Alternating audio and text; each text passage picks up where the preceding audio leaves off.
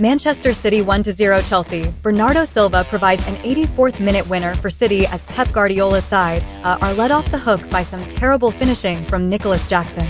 Bernardo Silva scored a late winner as Manchester City booked their place in the FA Cup semi-final with a hard-fought win over Chelsea at Wembley. GAWANG PATAH has summarized for you.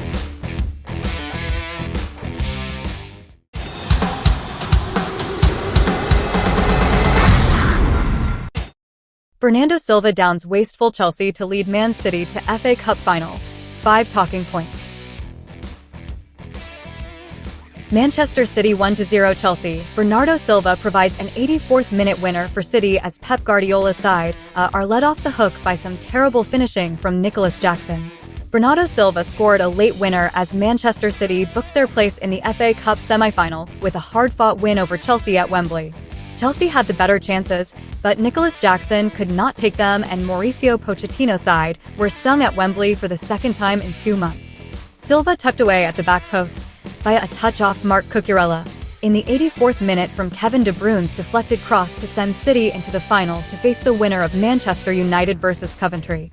Chelsea had the better of the first half, but Jackson elected not to shoot, having been cleaned through, and Stefan Ortega made a good save from Cole Palmer's low shot.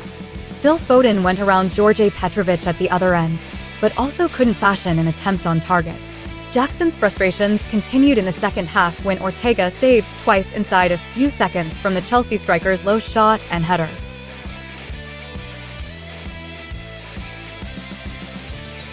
Petrovic pushed out Foden's effort before Chelsea had a penalty appeal waved away for a handball by Jack Grealish in the wall from Palmer's free kick.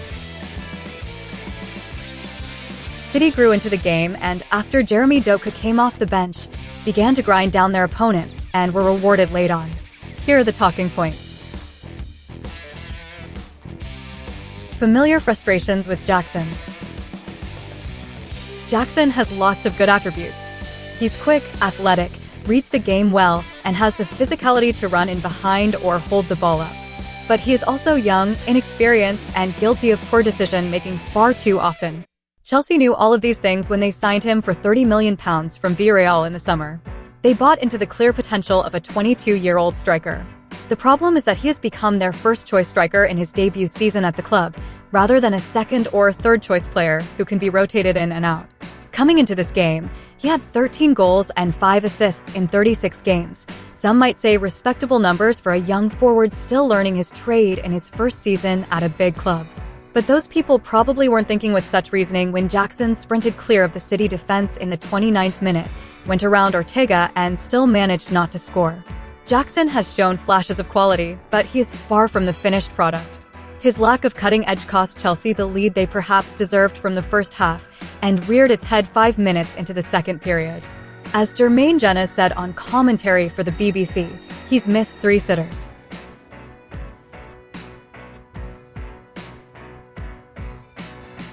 Blunt City. 7 of City's side also started the draining Champions League quarter-final defeat against Real Madrid on Wednesday, and it seemed to show. With no Erling Haaland, they fielded Julian Alvarez up front, and the Argentina international struggled to get involved. They fashioned one excellent chance to score, with Kevin De Bruyne sending Phil Foden through on goal with a trademark defense-splitting through ball, but that was almost the extent of their chances in the first half. In fact, City failed to have a single shot on target in the opening 45 minutes, despite having 17 touches in the box. Haaland's presence was an obvious miss, but Guardiola's use of Manuel Akanji in central midfield also seemed to hinder City in the build-up. The former Borussia Dortmund man has performed the role impressively this season, but his lack of creativity on the ball stood out, with City being funneled into the middle of the pitch by Chelsea's defense. Handball rule in the spotlight again. Palmer was convinced he should have been awarded a penalty when his free kick brushed Grealish's hand in the City wall on the way towards goal. Referee Michael Oliver had not even given a corner initially, having not seen the touch from Grealish, but VAR did pause the game to take a look. The appeal was waved away after a brief stoppage, but Chelsea fans might well have felt aggrieved not to have been given a spot kick. Grealish's hand was close to his side and was coming back towards his body as he jumped, but he was fortunate to get away with it. Others may be happy that such an incidental action didn't help decide an important match.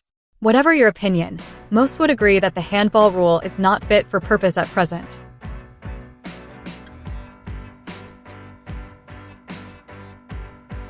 Doku changes the game. Grealish was only taken off after taking a heavy knock from Moises Caicedo, which left him furious. But in the end, it was a fortuitous moment for City, who were able to bring on Doku on the left wing. The Belgian is everything Grealish is no longer, delighted to run at his man, do stepovers and get to the byline. Doku was a spark for City, driving at Malo Gusto and then Axel Disasi down the left side. He terrorized the Chelsea defense, forcing them deeper, and was involved in the opening goal. It was he who slipped in De Bruyne, whose cross found its way to Silva via Petrovic's leg.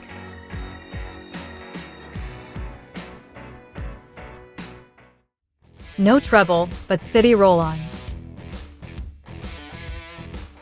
This match came a few days after a huge disappointment for City, who were knocked out of the Champions League by Real Madrid. They took their time to get into the game, and should have been punished by Jackson, before moving into yet another Wembley final.